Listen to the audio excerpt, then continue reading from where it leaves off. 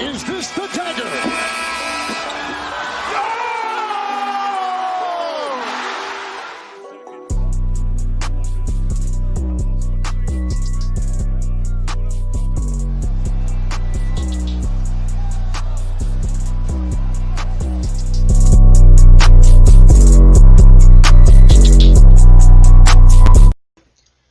What's up, guys? Welcome to another episode of the On the Ball podcast on the Right Way Sports Network. I'm your host, Pranav Raman. Today, I'm joined by my co-hosts, Thomas Stapleton and Christian DeBlock. Guys, how are you doing? I'm doing great. I'm good too. Ready to talk some NBA basketball. For sure. We have a lot of things to talk about, including some college basketball involved today. So, without further ado, let's get right into it. So last night, a lot of things happened. The Denver Nuggets, yet again, are down 3-1 as the Los Angeles Lakers took the lead following Anthony Davis's 34-point performance. LeBron had 26 points. Guys, what were your takeaways from that game? And do you think the Nuggets can pull off another miracle, or will the Lake Show stop it? Christian, I'm going to start with you.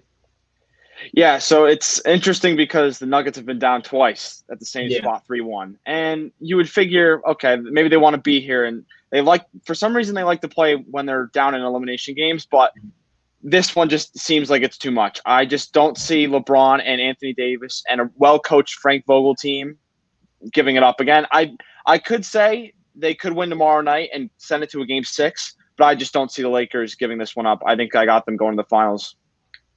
Personally, I think that it'll go to a game 7. I think the Nuggets are going to do their magic. I think they're going to pull off the 2 games.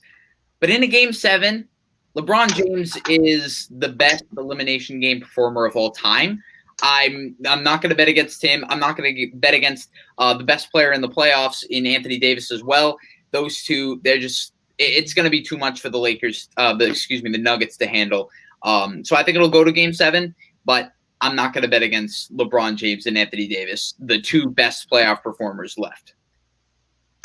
So if you guys know me, I'm not a big fan of Laker fans. I will always root against the Lakers. And last night I was rooting for the Nuggets. I'm like, come on, Jamal. Come on, make this shot down the stretch when LeBron was locking him up. Jokic, I'm like, be more aggressive. And I'm like, I'm hoping it can go to game 7. I'm hoping the Nuggets can pull this off. But I returned to reality, and reality disappointed me yet again. And, yeah, I have the Nuggets winning one more game, but the series is over to me. I think the Lakers will advance to the NBA Finals. Anthony Davis has been phenomenal. So has LeBron James. LeBron James had a tough shooting night last night. He shot below league average, but his impact is always felt on the court. He doesn't really need to have a good shooting night. He was phenomenal defensively on Jamal Murray down the clutch. Held him to 0 of 3 shooting. And according to Second Spectrum, in the fourth quarter, no one made a shot over LeBron James. So we have to give him credit where credit is due on that end. And he was also phenomenal playmaking-wise. And I would love to give credit to Dwight Howard. Anthony Davis had 2 total rebounds in 63 minutes. In his final 63 minutes of play until the fourth quarter, he had 2 total rebounds. If Dwight Howard does not play yesterday or does not play to the way he played, having 11 rebounds and 6 offensive rebounds, the Lakers do not win that game. Simple. Anthony Davis has been really lackluster on the boards. He picked it up in the fourth quarter, but if the Lakers want to win, he cannot. He has to be dominant on the boards because in a potential finals matchup, they might be going against Bam Adebayo, who's an elite rebounder, and that just cannot happen. Yeah, I think the Nuggets, it's interesting because and one thing I always have said, you can't count them out. After the last 2 series, there's no reason to count them out because with the firepower they have offensively, it's something that you just can't call, even against the Lakers, because let's face it, Jamal Murray's become an elite player in the playoffs and the bubble, which is remarkable. Yeah. He's obviously got Jokic next to him, and they have a relatively good supporting cast. But it's LeBron James, it's Anthony Davis. They're going to be able to do it. I just don't see them winning 3 games in a row. They could, like Thomas said, I think they could send it to a game 7. But regardless, I just see the Lakers getting through. What's interesting, I love how you brought up Dwight Howard and his impact last night. I saw this today. The Lakers had I want to say 75% of the defensive rebounds. So we can get on Anthony Davis for not rebounding the ball well, which is definitely fair. But the Nuggets couldn't get a rebound to save their life either. They couldn't create those extra possessions. They couldn't get those extra shots. And Anthony Davis is not going to continue to get 4 rebounds, 3 rebounds, 2 rebounds. So the Nuggets should have really capitalized on the fact that he wasn't grabbing boards, but they didn't. And ultimately, that can be part of the reason why they lost, because they're not creating those extra possessions with those offensive rebounds. Yeah, I agree. Like, Nikola Jokic to me was pretty disappointing last night. Listen, when you look at the box score, it'll show you that he had a good game, but it's not a good game to his standards. We know what he is capable of. 13 shot attempts for Nikola Jokic are just simply not going to cut it. He needs to be more aggressive. 7 rebounds. Like I said, he's a 7-footer. He's big. He needs to grab more boards because the Nuggets feed off of him. Yes, Jamal Murray is playing better, but the Nuggets go as far as Nikola Jokic takes them, and he wasn't really distributing the ball all that well yesterday. He was obviously Nikola Jokic's gravity is going to get guys open, but distributing-wise, he was not that good last night. I was just very disappointed in the lack of effort I saw from Nikola Jokic last night, and I trust him. I trust him because what we've seen in the previous series, he can come back 3-1. He can come back from bad games. I trust him. I don't need to send that whole message that he needs to pick it up because we've seen him do it, but quite frankly, he does need to pick it up. Nikola Jokic and Jamal Murray, those are all that anyone wants to talk about, but I want to give a shout out to Jeremy Grant. I believe 2 games ago, he had 26 points, and last night, if I'm not mistaken, I believe he had a pretty efficient 17 points as well. As a Thunder fan, I'm sad that we let him go. We got a first-round pick, but he's balling out right now. I wanted to give some props to him because, the media is going to focus, on Jokic and Jamal Murray, but Jeremy Grant's been balling. As a co-Thunder fan, just another player who gets better without Russell Westbrook. Would you look at that? Christian, did you have anything to add to that? Or? Yeah, I just want to quickly add. Thomas just mentioned the offensive rebounds. I just looked at the numbers. The Nuggets had 6 offensive rebounds last night. The Lakers had 12, and the Lakers won the rebounding battle by 8 rebounds. So that kind of just shows you that they kind of weren't doing the extra stuff. And on top of that, 9 steals for the Lakers. So they were creating opportunities in transition where the Nuggets weren't. And the Nuggets weren't getting those extra second looks where they had the opportunity to maybe close the gap on the Lakers last night. But I think that's the difference in the Nuggets winning maybe Game 5 tomorrow and even Game 6 possibly. So we'll see what happens. But it's going to be interesting the last couple games. I also find it interesting. I find it interesting that last night LeBron James had more free throws than he did in Games 1 through 3 combined. Now, he was definitely aggressive getting to the basket more. I don't think it's like one of those things where, the NBA is rigged, because I don't really believe the NBA is truly rigged. LeBron James was definitely aggressive, especially when it came to attacking the basket and all that stuff. But I do think it's interesting that right after he complains, he gets so many more foul calls. And again, I'm not saying that, the NBA is rigged or anything like that, but I do think it's a little bit interesting. So someone who is an avid Lakers hater, I don't hate LeBron. I hate the Lakers fans, and I hate that franchise. As someone who hates the Lakers, I was cheering, saying, "Oh my God, this is rigged." But when I actually looked at it, no, it wasn't. And over time, Draymond Green said it perfectly on TNT last night. He said, "Someone with the respect LeBron James has, it just comes with the years." Like, obviously, some of those calls he should not have gotten. I think all of us can agree with that.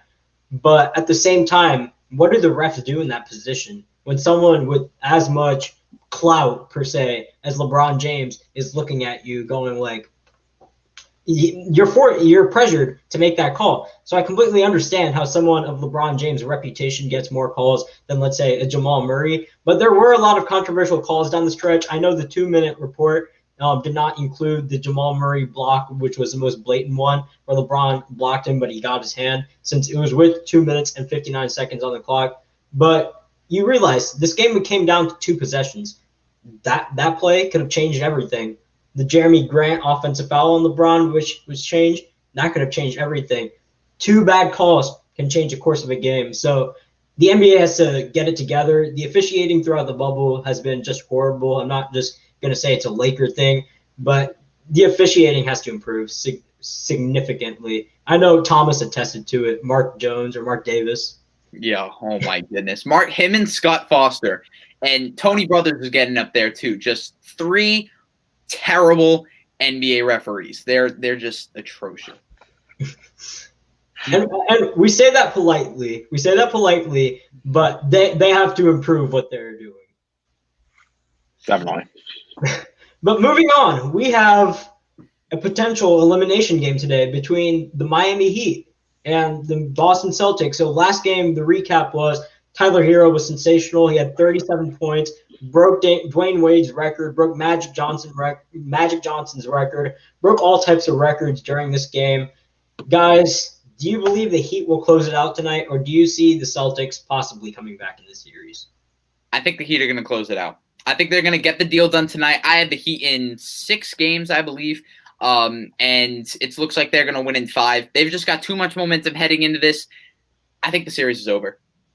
I do. I think the Celtics they've had this series. I believe I saw a stat today that said they are equal in terms of total points scored throughout the series. They are exactly equal in points scored, which is crazy considering Miami is up 3-1. The Celtics have each game, and then they blow a lead and they lose. So if the Heat have a lead, they're likely going to keep it. They are one of the more clutch teams in the league. Tyler Hero has proven he can hit big shots down the stretch. Jimmy Butler, who has no jump shot all game long, comes out and starts raining threes with 2 minutes left in the fourth quarter. I trust this team to get it done. I think they're going to come out firing. I think they're going to be hungry to go to the finals. I know Jimmy Butler wants this. I know those younger guys want it. I think they're going to seal the deal tonight. You know what? I actually was going to go the Celtics, but I think Thomas just changed my mind. Jimmy Butler, man, I feel like they have so many closers. Goran Dragic has upped his game ever since they got in the bubble. Tyler Hero had one of the best performances we've seen in a long time. And it wasn't even just the shooting. There was one layup where he dribbled to his left and then flipped it all and reversed it over his right. Like, it's crazy to see how much they have. And they have Bam. Duncan Robinson hasn't even had miraculous games. Yeah, I think he had one big game over 20 points, but yeah, they just have too many closers. I feel like Jimmy Butler doesn't shoot well, and then it's like 2 big threes on the wing to close the game. He did it against Indiana. He did it against Milwaukee, and I think he's just going to do it tonight. They're going to close it in 5. Yeah, it's tough. I picked the Celtics in 7. I was just going with my gut and maybe a little bit of a homer since Jason Tatum is from St. Louis. I'm from St. Louis, but the Heat are the better team. They're playing with better motor. They're equally as talented. It's just the Heat have a bunch of dogs. Like our CEO, Malik Wright, said on the Right Way podcast, they want it more. They're hungry. And you see Jimmy Butler, he might not have the best shooting night, but he'll lock you up. Bam Adebayo is the most impactful player in the bubble, not named Anthony Davis and LeBron James right now. He's been stellar on both ends of the court, just catching lobs, getting the offensive rebounds, like I said earlier, just putting back dunks, and then just blocking shots like we saw with Jason Tatum the other day. He's just been spectacular. And then you have Tyler Hero playing like this, Duncan Robinson. It's just too overwhelming for me. I think Thomas also changed my mind. I wanted to see the Celtics win because I love watching more basketball. But I have the Heat winning, and I have the Heat facing the Lakers in the NBA Finals eventually. Bam Adebayo has just been incredible. One of the things that I've noticed from watching some of the games is that, one, I've noticed he's taking a lot more mid-range. Like, I don't know if that was just – I watched some Heat games in the regular season, but Bam just seems to be, taking a lot more elbow jumpers, and he seems to be connecting on them at a fairly efficient rate. Same with his free throw shooting. I want to say he was a below 70% foul shooter, and I want to say he's shooting like 85% either in the series or in the playoffs. Regardless, he seems to be working on his jump shot, and I'm curious as to whether or not this will translate into him potentially shooting some 3-pointers next season. Mm-hmm. Yeah, and then to quickly add, just because of the Celtics, I feel like, last game specifically, we know Jason Tatum had 0 points going into the second half, and then had this crazy explosion in the second half. I think we can't see that in Game 5. If anybody wants them in Game 6, I think he's going to have to be consistent right from the get-go because clearly they just can't fall behind. And even when they get ahead, it seems like they can't close it. So it's key for them to have a good start tonight in a couple of minutes when this game kicks off. But if they don't get a good start, I don't see this going to Game 6. Jason Tatum, watching him, he's so polished, he's so smooth, he's super talented. But sometimes it gets hard. You know why? because he doesn't have a dog mentality to me. He doesn't have that motor. And I know he's a phenomenal player. I don't like saying this, but he's not going to get at you. He doesn't have that fire in him. And I want to see more of that from the Celtics' best player. Marcus Smart obviously is the heart and soul of that team. But Jason Tatum, speak up. Jason Tatum, be vocal on the court. Jason Tatum, get in guys' faces.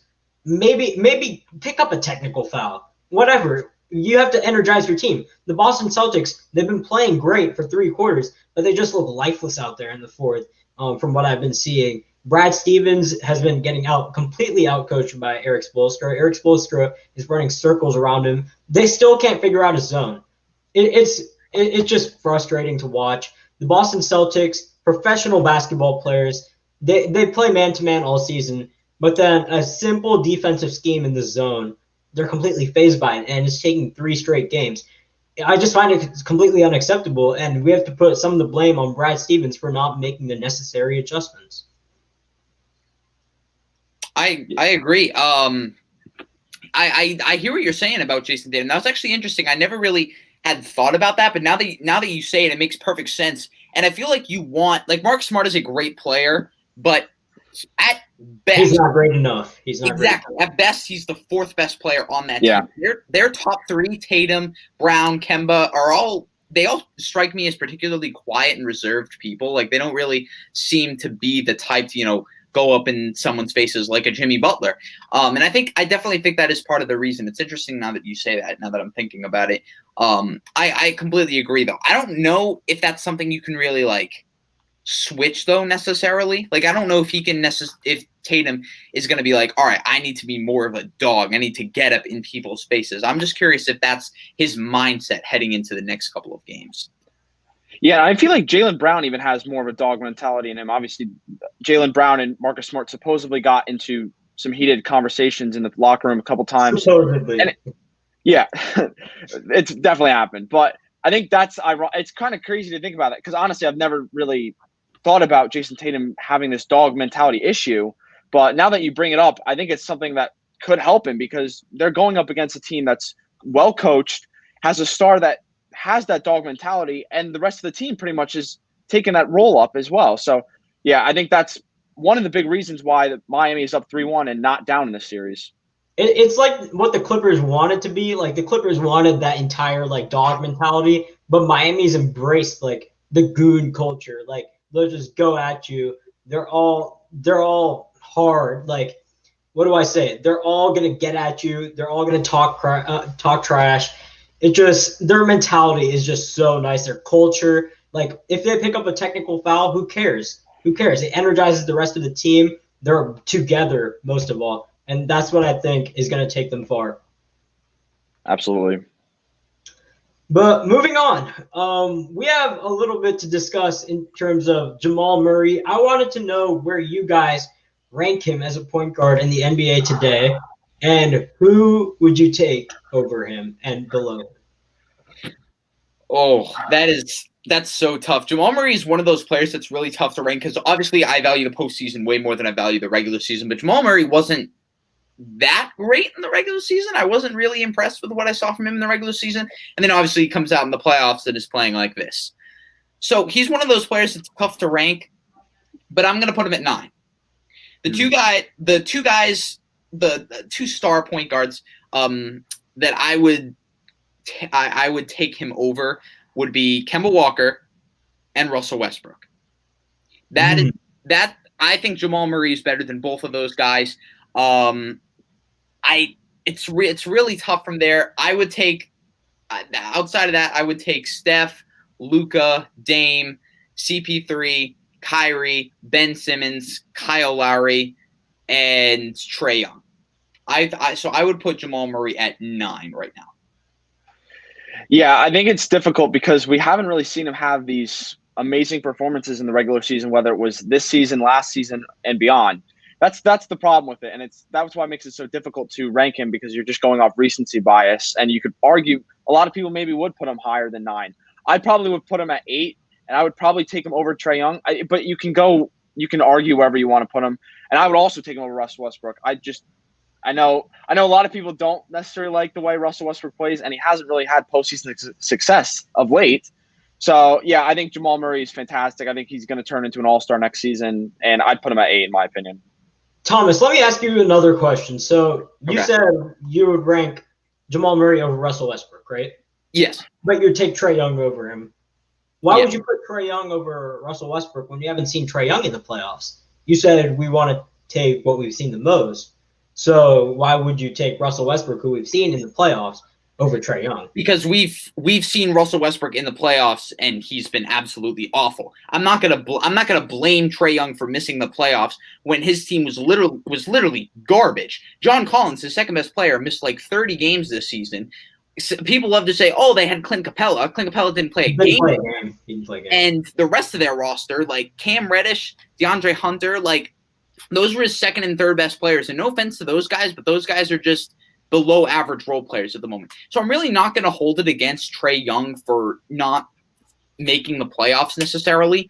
And I would take him over Russ simply because I understand we haven't seen him in the playoffs, but I don't want to say I can guarantee because I can't really guarantee anything, but you've got to be pretty atrocious to be worse than Russell Westbrook in the playoffs. That is correct. That is correct, which is why I immediately put Luka Doncic over Russell Westbrook after like 3 games of the season. But I want to ask you another question. I mean, no, just comparing the player to player. Trae Young is far greater than Russell Westbrook on offense. I think we know that.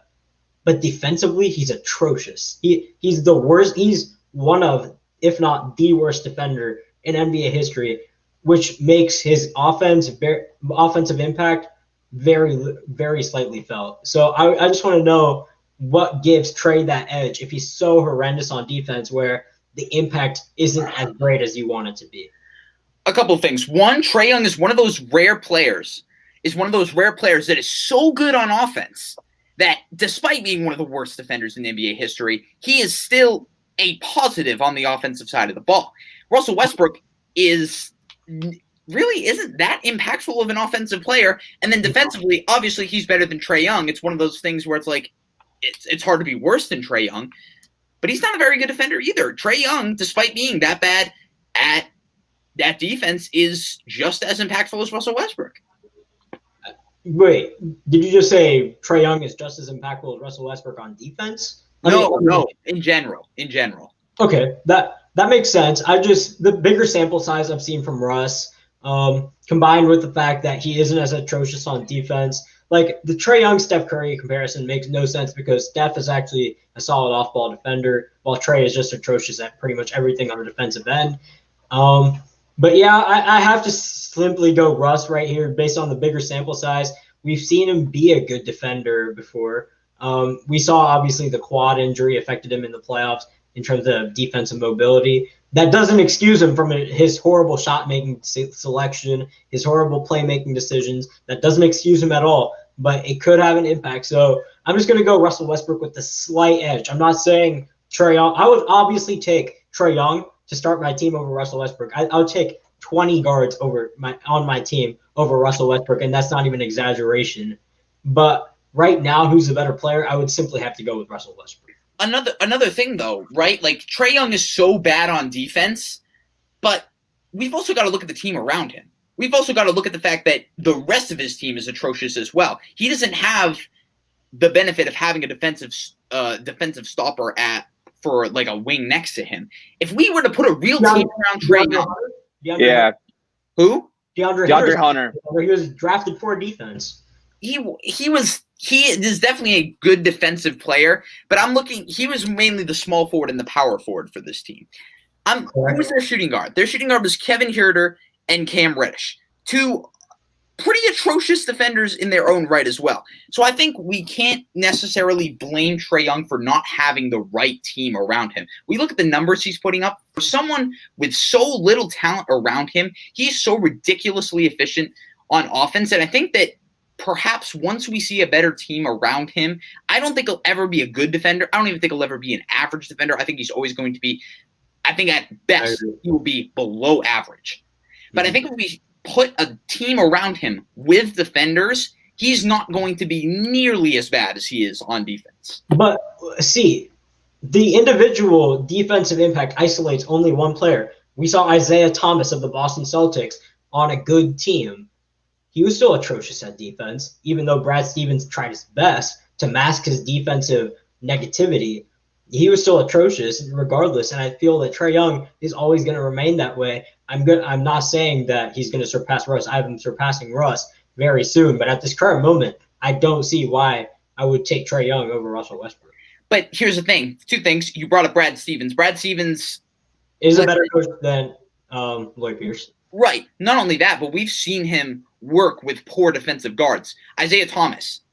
He made Kyrie Irving look like an okay defender at times. Kemba Walker. All three of those guys are atrocious on defense. But you can't really tell because Brad Stevens masked that, as you said. Not only that, but the team around Isaiah Thomas was significantly better. And correct me if I'm wrong, Isaiah Thomas had Avery Bradley in the same backcourt as him, who was taking all of his assignments. Correct, and Marcus Smart. Exactly. So he actually had a ton of defensive pieces around him to kind of hide that. Trae Young doesn't have that luxury. Trae Young has Kevin Huerter, who's like a 6'2 shooting guard and unathletic, and Cam Reddish, who was a big negative on the defensive side. He doesn't have that luxury of having two of the best defensive guards in basketball in the same backcourt as him. But what you're arguing is he should have a better team. Obviously, he should have a better team. His team sucks. But I'm saying as an individual player, we're just taking two individuals. Is Trae Young's always going to be atrocious on defense, and that's what makes me lean slightly towards Russ at the current moment. The thing is though, I just say, despite him being that atrocious, with little to no talent around him, he is still almost as impactful as Russell Westbrook is, which is crazy. Correct. Don't you think? Isn't that because Russell Westbrook is not good at elevating. Exactly, especially when the impact I'm going off is the regular season. I'm not even talking about the postseason where Russell Westbrook is awful. He's arguably the worst playoff performing star of all time. I mean, there are a couple of other names that come to mind. I believe Karl Malone was pretty bad. But Russell Westbrook. I mean, to Karl Malone's defense, he has made finals and he has performed. He's not as atrocious as Russell Westbrook. That's true. Paul George can also be thrown in that discussion. Oh, yes. Yeah, Paul George. Yeah, he's been atrocious. But I just think I'm not going to necessarily hold it against Trae Young for having an atrocious team around him with no perimeter defenders. Where the Isaiah Thomas example, it's a good one, but Isaiah Thomas also had a coach who knows how to hide his weaknesses and two of the best defensive shooting guards in basketball. Trae Young doesn't have either of those. I just wanted to quickly add, I think to both of your points, it's relatively reasonable to think that the Hawks don't have a good team around him. I think next season we could see the Hawks possibly sneak into the playoffs. I think Clint Capella will be a good defensive stopper for them. And DeAndre Hunter, I think, is got the capabilities to be a second team, maybe an all-defensive team player down the line. But like you just mentioned, Thomas, Kevin Huerter's not a good defender. Cam Reddish isn't. They really just don't have enough defense at the moment. But if they can, they will be able to mask Trae Young's defensive weaknesses, hopefully. So let me ask you a question. The Hawks are currently with the 6th pick. Do you package John Collins? Do you let him go? He's impending potential restricted free agency. He might get a bigger contract somewhere else. Do you package him to Minnesota and trade up for Anthony Edwards? Would you make that deal? I don't know. I would probably say no. I think it's tough because I think at the 6th pick, you're in prime position to get someone like an Isaac Okoro, who is the perfect piece to put next to Trae Young, considering he's not a great offensive player at the moment, but he is a terrific defensive player. If you go to the 1st pick with Anthony Edwards, he has defensive potential. Don't get me wrong. The motor. Not only that, but will he actually hit on that defensive potential? Being good at something and having potential at something are two completely different things. I have much more faith in Isaac Okoro becoming a great defender in the league than I do with Anthony Edwards, although I do believe eventually down the line he is going to be a very good defender, or at least an above average one. And you're also taking John Collins, a guy who almost shot 50, 40, 90 as a power forward, is only 23 years old. I understand he's going to be due for a major payday, but I don't think you trade a guy like that. I don't. I think that you have to look at how efficient he's been, his scoring, his rebounding, his shooting. I think that's just too valuable. And when your team's already bad enough, you don't want to get rid of pieces, especially when you have a future superstar like Trae Young. I just don't think you would take that risk in this instance. Yeah, I wouldn't do it either. I think John Collins is a fantastic rim runner, and like Thomas just mentioned, he can do a lot of different things for you, 50, 40, 90, almost. I think as a power forward, it's really remarkable. And they probably do need him. He's going to get a lot of money, which is the concern for the Hawks because they also have to pay Clint Capella. I think he's on I don't know what his contract number is, but I'm sure it's pretty big in that sense. But yeah, I think you do keep him. You take the pick. If they can get a Okoro, that'd be a very interesting pick. And Anthony Edwards, he's going to be really good in the NBA. I don't know what he's going to do defensively, but the Hawks should be looking to make the playoffs next year. I think the Magic could come out now that Jonathan Isaac is out for next season. So there's going to be opportunities, and it's still weak East in that sense. So I think they'll go for it, and John Collins will stay with the team, in my opinion. But see, here's a problem. I know you guys are high on John Collins, but Trae Young has posted on a Snapchat story saying he wants to play with Anthony Edwards. Anthony Edwards is from Atlanta. It all fits together. I can see it happening. That's not my problem. My problem, and I understand why you would want to put Trae Young with Anthony Edwards because you want to make Trae Young happy. Yeah. But for the success of your team, okay, first of all, pairing Anthony Edwards and Trae Young, two ball dominant guys, is that really going to work? Trae Young isn't too ball dominant. He's good at distributing. He definitely is good at distributing, but both of those guys are going to want the ball in their hands. Trae Young can definitely spot up off the ball, but you want him running your offense. And he is going to have to split time with Anthony Edwards, who is not a very good playmaker. And I don't know if they really want to take that risk. If they were to keep Collins, I understand he wants to play with Anthony Edwards. But if you want to keep Collins, who is a good player, and then draft someone like Okoro, who's a great fit for your team and is going to take Trae Young's defensive assignment, that's huge. That is absolutely huge. We have no idea if the Trae Young or Anthony Edwards pairing would even work out. And I'd argue Trae Young and Isaac Okoro is like a matchup made in heaven. It's perfect. Yeah, and then to quickly mention, I think Kevin Huerter is, and obviously we just mentioned before, he's probably not a very good defender. He does link up with Trae Young offensively much better than maybe a guy who would be ball dominant, Anthony Edwards, because you can have Kevin Huerter, who's off ball, coming off screens, similarly to like a Duncan Robinson or Tyler Hero, for example, who we're seeing in the playoffs, where he can just come off screens and then get open looks, and Trae Young can distribute where he is a good distributor. So I think in that sense, those two pair up well. And like Thomas just mentioned, Okoro is going to be a good match. If they can get them, that's a very good pairing, in my opinion. So we'll see what happens, though. Yeah, it's all interesting. Draft is coming up. I'm excited to see what all goes down. I don't know. It's tough because it's not like a Karl Anthony Towns situation where you have to force a trade to get a best friend because, Karl Anthony Towns is in Minnesota, but Trae Young is in Atlanta. Atlanta's a super desirable market, and I don't see him leaving anytime soon with the pieces that they have. But moving on, we're going to rank our top 5 playoff performers from the season. I know I made a post on Instagram a couple of days ago, but things have changed. Things can change in a snap of a finger. So, guys, I want to know who your top 5 playoff performers are and why you rank them at each spot. Christian, I'm going to start with you. Oof. Top 5. It's tough because there's a lot of guys that are really performing. Yeah. Whether it's one series, 3, or now into their 3rd series, depending on where you are. I think one for me would be Jamal Murray. I think the progression we've seen of him in the playoffs has been far better than anybody else. Yes, they probably could end up not getting into the finals, but regardless, he's had a fantastic postseason.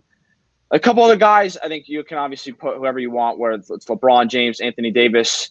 I think you could put both of those. I think both have had successful playoff performances. And if they can get to the finals where the Lakers have not been in a while, those would be 2 and 3. I think I'd also have Donovan Mitchell in there, who had a fantastic first round. And I did not see the Jazz having a deep series. We're just going off of players alive. Like, oof. I don't know who I would put for playoff performance all time. You said all time? Oh, no. Just playoff performance, like, right now, like, alive in the conference finals. Like. Oh, okay. So, Jamal Murray, of course. Definitely Anthony Davis and LeBron James. Jimmy Butler has proven now that he can do stuff in the conference finals on a consistent basis. Oof, I don't know. Goran Dragic. I mean, we're going to talk about him for a while, and if they can get to the finals, hot take, but 21 points per game, I got to put him in there. I couldn't disagree more.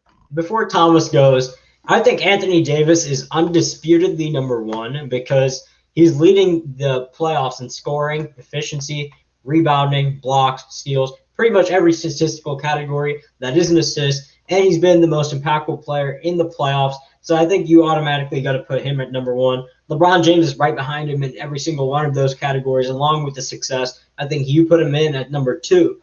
Number three is where things get different. I have Bam Adebayo at number three. And it's mainly because of how great he's been on both ends of the floor. Like, I write articles every night, and I'm just going through the tape, going through the box score, and he's been incredibly efficient. 83% true shooting is just incredible. What I've been seeing from him, I have to put him at number three. At number four, I'll give it to Jamal Murray. And I had Jamal Murray as an honorable mention a couple of days ago, but he's just completely taken over. I bet he's completely taken over. He's been incredibly efficient scoring-wise. But at number five, I'd also plug in Nikola Jokic. He had a rough game, but just throughout the course of the entire playoffs, he's been incredible. But the main part I disagree with your list. I think Bam Adebayo has to be in the top five. And I wouldn't take Jamal Murray number one. I'd put Jamal Murray is the most improved player, if you want to put it like that. But number one, I have to go with Anthony Davis. I don't see how I can't. Oh, do you want me to go now? Yeah. All right, so one, I also have Anthony Davis as well. This is a guy who is scoring at a tremendous rate, rebounding the ball extremely well. And then you've also got to look at the defensive impact, what he is doing for his team on the defensive side of the ball. LeBron is going to be number two. He's just been incredible scoring, playmaking. His defense, he even willingly guarded Jamal Murray at the end of the game yesterday. And then at number three, like you said, this is where things start to get interesting. I'm also going to take Bam Adebayo for the reasons you said. Incredible scoring efficiency, great defense, great rebounding, great passing. And then at number four, I'm going to go Jason Tatum. And I'm not a huge Jason Tatum guy by any means. I think he's phenomenal. Don't get me wrong. But I'm gonna go with Tatum, not only because he's been scoring the ball. He's been not extremely efficiently, but he's been scoring the ball well. He's been the best. He's been the best player on the Celtics by far. It's really not even close. And also his defense has also been tremendous as well. And then at number five, that's where I'm going to give it to Jamal Murray. Jamal Murray's offensive impact is great, but his defense really is not that good. And that's why I would take Adebayo and Tatum over Murray, because those two are also extremely impactful offensively, but they're great defenders, while Jamal Murray really isn't that good. See, I would agree with you. I had Tatum a couple days ago at number four, but you also have to look at what they've gone through. Jamal Murray had to go through Utah. I know Jason Tatum played a tough Raptors defense, but in the first round, he played a depleted Philly team. He played a Raptors defense that was pretty good. Get credit where credit is due. But Jamal Murray's efficiency, for me, that's what does it. And he's done it against a better perimeter defense. The Clippers do have a better perimeter defense than the Raptors. The Raptors' main defensive success comes from the interior. I think you mentioned it in one of your articles. The Raptors have one of, if not the best interior defense in the NBA. So Tatum is not known for being a great driver. He's the guy who catch and shoots, guy who creates in the perimeter. So you have to look at the competition they've gone through. I just have to give it to Jamal Murray. He's also been more consistent than Jason Tatum to me as well. The thing is, though, has Jamal Murray really been that consistent? There are some games where he'll drop like 45 points one night on like 75 true shooting percentage, and then the next night he'll score 17, and it'll be like, what happened? So I can remember 3 specific games where that's happened, and that's games 1, 3, and 4 against the Clippers. But other than that, I don't remember anything. But again, those are 3 games. Those are 3 times where he has been inconsistent, where he's put up great numbers one night. So can we not say Jason Tatum probably, despite having 28 points in the second half, cost the Celtics the last game because he shot 0 of 7 from the field in the first half. Oh, for sure, no doubt. But let's not act like Jamal Murray has been the most consistent either. And again, the offense I'm not saying he is. I'm just saying comparatively, they might be equally efficient. I'm giving the edge to Jamal Murray. And then the offensive side, they've both been tremendous on the offensive end. What really sets it apart is the defensive end, where Jason Tatum is slowly becoming one of the best wing stoppers in the league, while Jamal Murray is really poor on the defensive side. Really poor. But his impact has been tremendous, mainly because of his offensive impact. It's like what you said about Trae Young, except Jamal Murray isn't as bad of a defender. And in the clutch, he's actually been a pretty good defender. I haven't seen him be too tremendous at defense at any point in the game. But I just think, again, this is where it's like not necessarily consistency throughout series, but just in games sometimes. Jason Tatum's defensive consistency lasts the whole game. Jamal Murray, as you said, his defense in the clutch is great, but what about the 3 quarters? Yeah, you're right. I would just go with Jamal Murray simply because of his scoring and offensive production. Jason Tatum's also been very good, but to me, I just have to go with Jamal. What we've seen going against 3-1 deficits, facing adversity multiple times, I have to go with Jamal. He also has a larger sample size to go off of, to his credit. So, Christian, I'm going to transition to you. Yeah, you guys both made good points, and I think Jason Tatum is probably more consistent on both ends of the floor, certainly, because he's turning, like Thomas just mentioned, he's turning into a very good wing defender, and that's not something Jamal Murray can say necessarily. But like Pranav just mentioned, I think I would personally take his offensive production, Jamal Murray's, just because of how productive he's been in these playoffs. And when the Nuggets have needed him most, he's coming up with the big shots. He's hitting those deep shots that we saw Dame hit in the bubble or Curry's hit in his postseason's career. I think that's what puts him over the top for me and why I would have Jamal Murray over Jason Tatum in my rankings. Jeff, how are you guys? How are you today? Doing good, man. Doing good. Glad to be here, guys. So we're going to transition to our final topic. Glad that Jeff can join us because it's a controversial one. It's a bit of a controversial one. Fan bases might get in the way, whatever. We're talking college basketball right now. We're seeing what's happening in the bubble. A Kentucky player is guaranteed to win a championship, whether that's a John Calipari player, to be specific. Anthony Davis, if the Lakers win. Bam Adebayo, Tyler Hero, if the Heat win. Enes Kanter, if the Celtics win. And Jamal Murray, if the Nuggets win.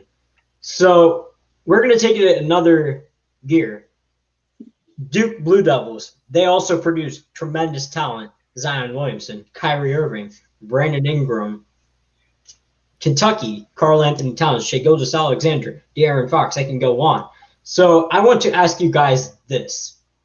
Which program do you think is better for developing talent, and which coach do you think is better in terms of resume and developing talent in general? Would you go with Mike Krzyzewski and the Blue Devils or John Calipari and the Kentucky Wildcats? Oh, man. That's a tough one. I guess I'll start it off. I'm gonna go with Kentucky here.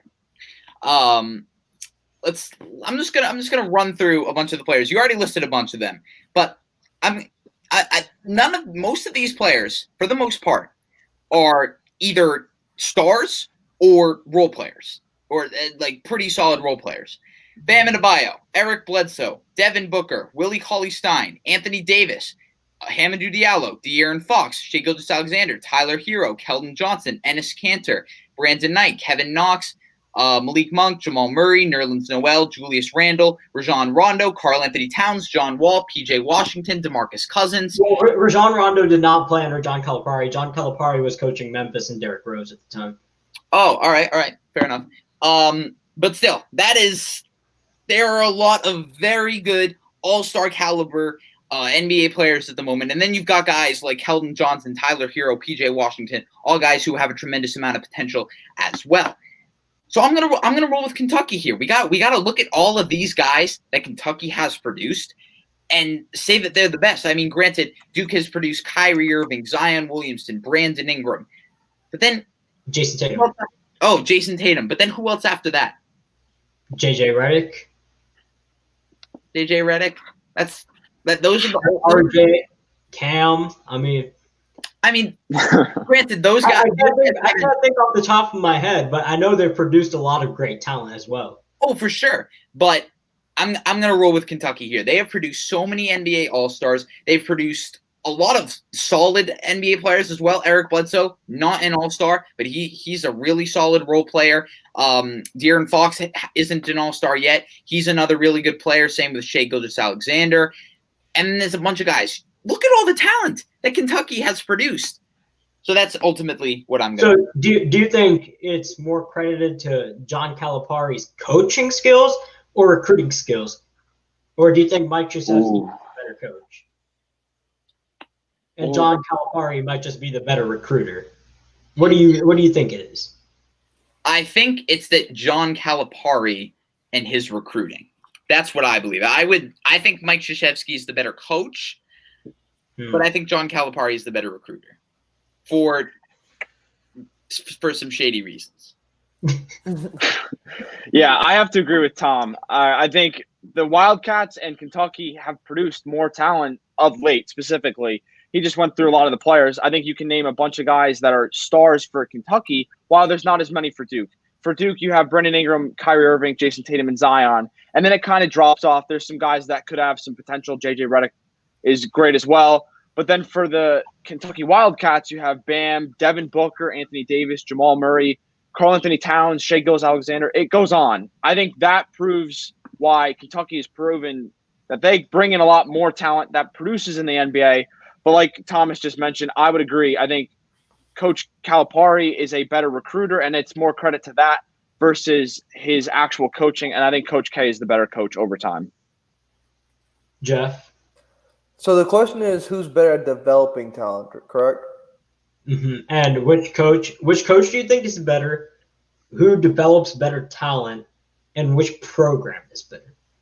So in terms of who is the better coach, I think Coach K has proven himself throughout the years. Duke, clearly, consistently, they're a contender because of Coach K, his recruiting ability, his ability to develop players. So in terms of that first question, I would definitely say just Coach K, just also in terms of longevity, you got to understand this guy's been coaching for 20-plus years, so we got to give a little love to one of the best all-time college coaches. No disrespect to John, but Coach K, he's a legend, basically. He's a walking Hall of Famer, so we can't, discredit that. In terms of player development, I hear what Christian and Tom are saying, but I'll put it like this way, right? I look at a guy like Zion Williamson, right? And a guy like Zion Williamson, yeah, he's big, he's got the tools, but was he able to be an NBA talent coming from high school? Was he going to be the number one pick? No, he wasn't. RJ Barrett was considered better than coming out of high school. My point is, all I'm trying to say is, coming out of high school, he didn't have a great jump shot. He didn't have great fundamentals, but we went to Duke to build those things up, right? That's what I think. Well, so here's the thing. These big recruiting sites, Overtime, Slam, they like to glorify players. We all know that.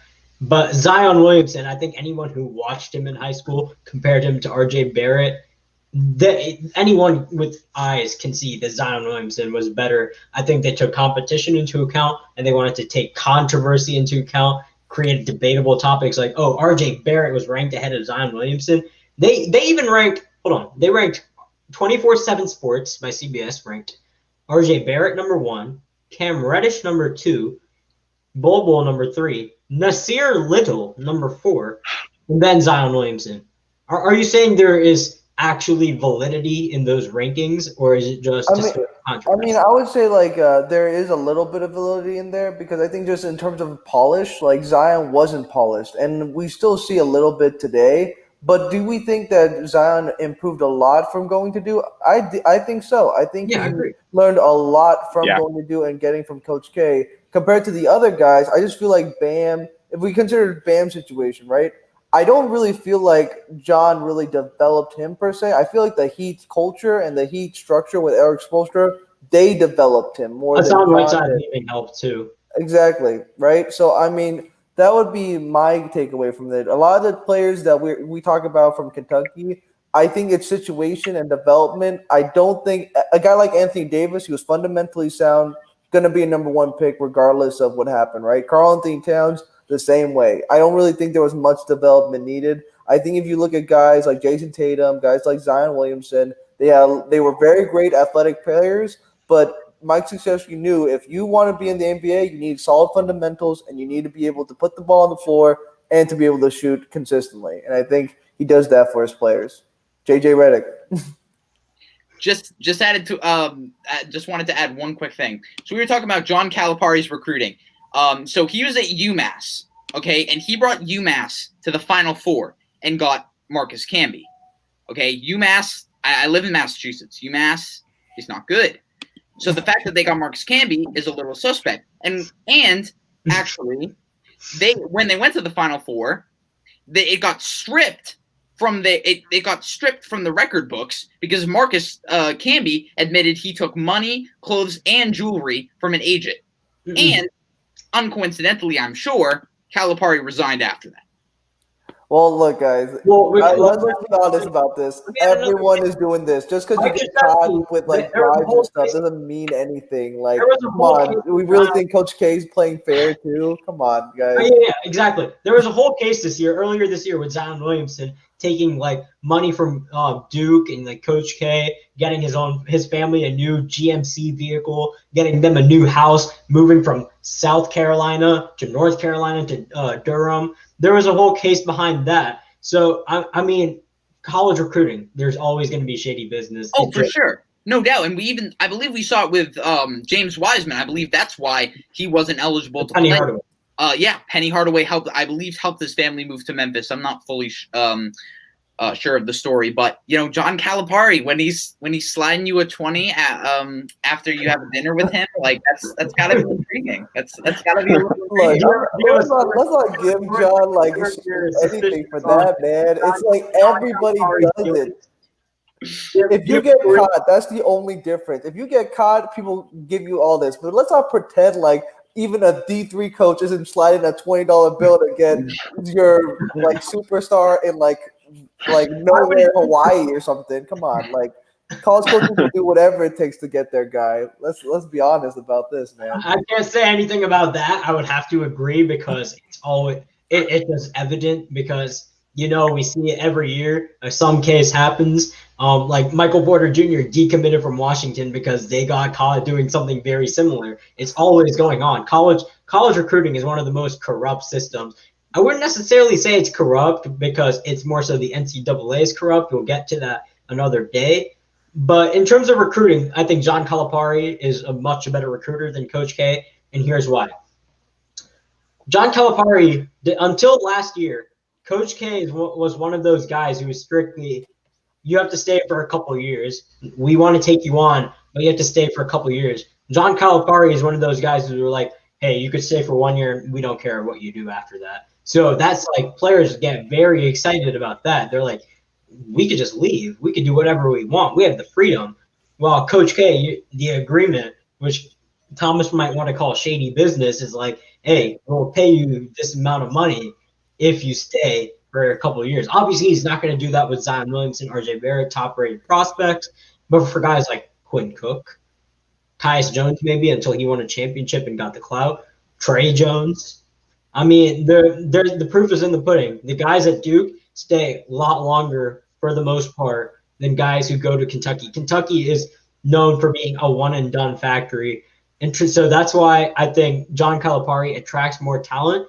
But in terms of coaching, is this very close? This is no disrespect for John Calipari, who is a tremendous college head coach. But Coach K, over the years, has had significantly, I wouldn't say inferior talent since he's had great talent himself. But compared to what John Calipari has had, he's had better talent. And he's won 5 national championships, while John Calipari only has 1 with all the talent that he's had over the years. and that was with one of, if not on pace to be one of the greatest power forwards of all time in Anthony Davis. So in that regard, I would have to say the better coach, respectfully, is Coach K by a mile. I appreciate you said on pace because the people were comparing Anthony Davis to Tim Duncan, and It's ridiculous. that's just ridiculous. That's just Ridiculous. you just recency bias to the. It's NBA Twitter. It's NBA Twitter, man. They love stirring up controversy. But that's going to do it for this episode. This was really fun. Thomas with his conspiracy theories. We'll have a lot more of that next time. But I'm out for now, y'all. Peace. Yeah.